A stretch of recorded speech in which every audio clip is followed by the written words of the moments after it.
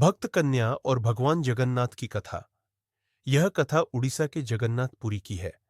वहां एक अत्यंत साधारण कन्या अपने पिता के साथ रहती थी। उसके पिता के पास एक छोटा सा बैंगन का खेत था।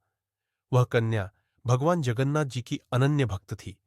उसकी भक्ति में इतनी सच्चाई और गहराई थी कि वह भगवान को अपने हृदय से सदा स्मरण करती थी।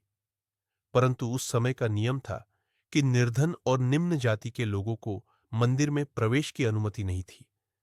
कन्या का मन मंदिर में जाकर भगवान के दर्शन करने को तरसता रहता, लेकिन पुजारी उसे प्रवेश नहीं करने देते थे। इसके बावजूद वह कन्या प्रतिदिन मंदिर के द्वार पर आकर मधुर भक्ति गीत गाती और अपनी भक्ति भावनाओं को भगवान तक पहुंचाने का प्रयास करती। उसके भक्ति भाव से गाए गए पदों को भगवान जगन्नाथ स्वयं बड़े प्रेम से सुनते थे। भगवान की प्रतीक्षा एक दिन वह कन्या मंदिर नहीं आई। भगवान जगन्नाथ उसकी प्रतीक्षा करते रहे, लेकिन जब कई दिन बीत गए और कन्या नहीं आई, तो भगवान व्याकुल हो उठे। दरअसल कन्या अपने खेत में काम में व्यस्त हो गई थी। वह खेत में काम करते हुए भी भगवान को याद करती और मधुर स्वर में पद गाती रहती। उसके इन गीतों को सुनने के लिए भगवान स्वयं अपने दिव्य रूप में उसके खेत में पहुंच गए। भगवान कन्या के पीछे पीछे खेत में घूमते रहे। अचानक उनका अंग वस्त्र खेत के बैंगन के पौधों में उलझकर फट गया। फिर भी भगवान कन्या के पदों में तल्लीन रहे।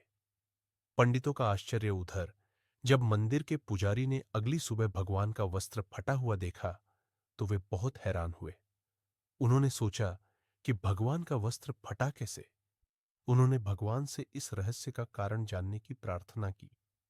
उसी रात भगवान ने पंडित के स्वप्न में आकर कहा, जिस कन्या को तुम मंदिर में प्रवेश नहीं करने देते, उसके द्वारा गाए गए पद मुझे अत्यंत प्रिय है।